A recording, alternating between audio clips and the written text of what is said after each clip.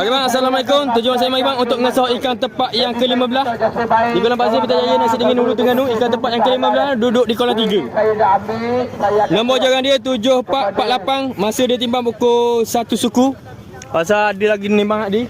Ni baru tutup nimbang. Numpung ada seekor 2 orang je. Okey mana tok ni? Juara ni. Ni. Okey Pok tunjuk dia Pok.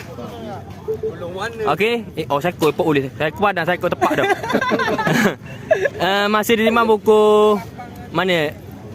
1 suku Masih ditimbang pukul 1 suku. Gelang Pok orang ni. Tu. Ni. Okey.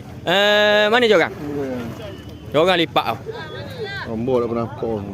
Tapi ada ke? Ada ke? Baik. Okey bang, Assalamualaikum. Tujuan saya mari bang untuk ngesah ikan tepak yang ke-14 di Kolam Pasir Pitajaya Nasi Dingin Hulu Terengganu. Ikan tepak yang ke-14 ni bang, nombor jorang 8028.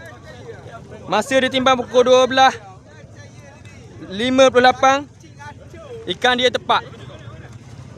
Okey, nombor jorang dia 8028.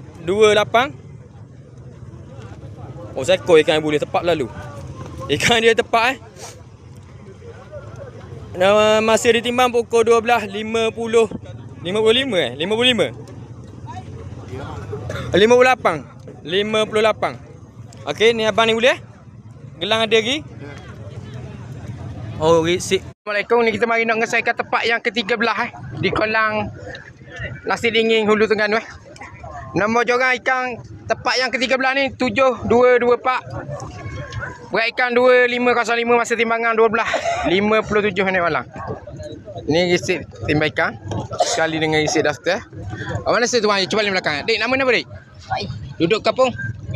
Nak tengok nombor jorangnya. Nombor jorang dia dah awal-awal tu dah. Dah masuk dah. Ni gelang. Siapa je sah ikan ni? Orang sebelah tengok dah ikan ni. Beres orang sebelah. Orang belah kanan. Beres belakang. Okey, beres. Okey bang, Assalamualaikum. Tujuan saya mari bang untuk ngesah ikan tepak yang ke-12 di Kolam Pasir Pitajaya Nasi Dingin Hulu Terengganu. Nombor jorang dia 7464. Masa dia timbang pukul 12.54. Bang, mana risik ni bang? Ikan di atas darat tidak ada satu pun yang tertinggal. Okey, 7464. Ikan dia tepak 2505. Masih ditimbang pukul 12.54. Okey, ni tuannya gelang ni, gelang. Gelang ada, nombor jorang. Okey, nombor jorang dia ada lain ni bagi. Okey. Ada ni, Bok. Bagi. Okey, dik. Bagi. Okey, terima kasih.